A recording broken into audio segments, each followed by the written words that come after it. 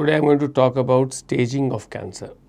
As I had mentioned earlier, that there are three essential steps: diagnosis, staging, and then only one can plan treatment.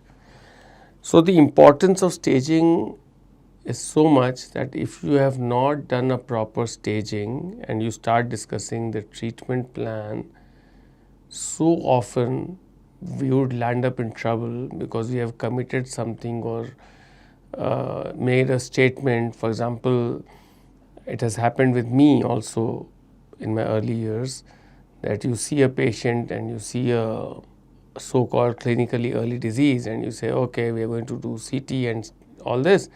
Most likely you are going to have a surgery after this because it seems operable. And when the CT scan or the detailed information comes, then you realize that actually it is stage 4.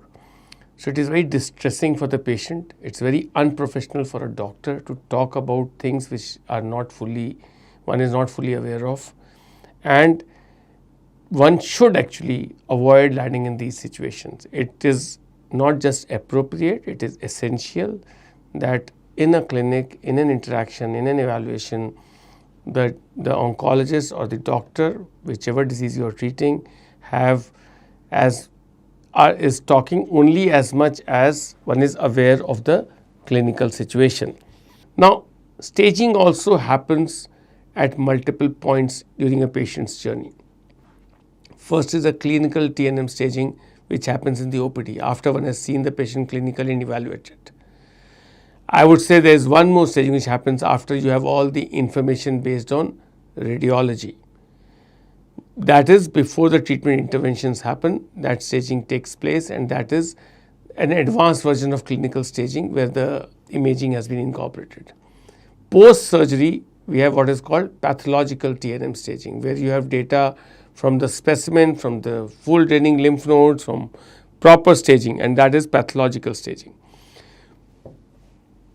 Sometimes when patients are planned for neoadjuvant therapy, in those situations we have YPTNM and then you undergo surgery. So YTNM is when you have completed the neoadjuvant treatment and you are doing a clinical staging, that will be YTNM. A surgery done after neoadjuvant treatment is called YP, both small, and then TNM. So that is post neoadjuvant therapy. Whenever there is a recurrent cancer and small r is added for evaluating and staging that situation, because that also needs to be staged appropriately.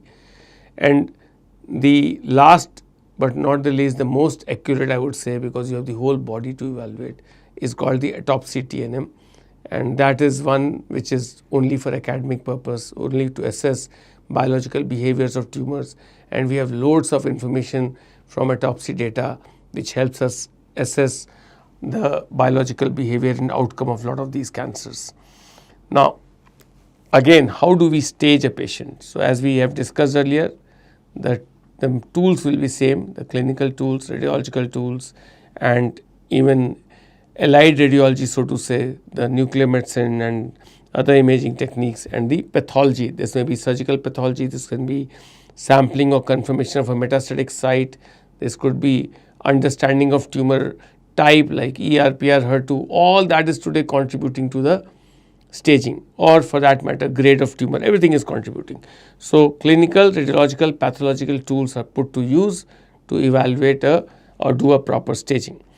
Now, looking at this, same thing applying, history taking, imaging depending on the site specific, depending on where we are doing, endoscopies, tissue is taken, and sometimes laboratory investigations where tumor markers. Now, today tumor marker is also getting incorporated in staging in testicular tumors, for example. So, everything will have interplay, has an importance. We know that, for example, CA19.9 is an important prognostic marker in pancreatic cancer. So, as this will get more authenticated and we will have cutoffs, we will know accurately, and sometimes there will be acceptance of these markers, serum markers also into staging. Likewise, in imaging, this is either anatomical or functional imaging, that is PET CTs and advanced MRIs. They are helpful in functional imaging, assessment of the exact situation in the body. And if you do not have accurate information, your staging will be inaccurate and may misguide or lead to inappropriate treatments and plan and discussion. So, to be confident on your staging, it is important that we have accurate clinical, radiological and pathological information. Now, one must remember that the onus of staging, just like onus of diagnosis, rests only with the oncologist and the surgeon who is treating the patient. That is the important part. One cannot go by interpretation of an ultrasound and say this is where we stand. You have to assess what are the essential things required for staging in a given situation. PET-CT is not the gold standard, the most important thing for every situation.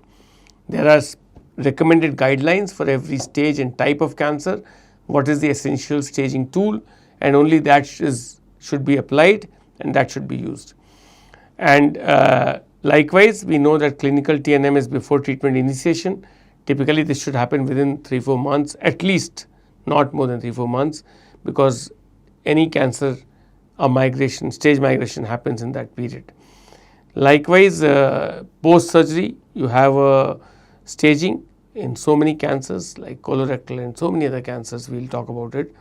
The YTNM, as we discussed earlier, is for neoadjuvant therapy, and everything should be documented at each point. Before starting treatment, it should be documented what is the stage, and site of primary nodes has to be recorded.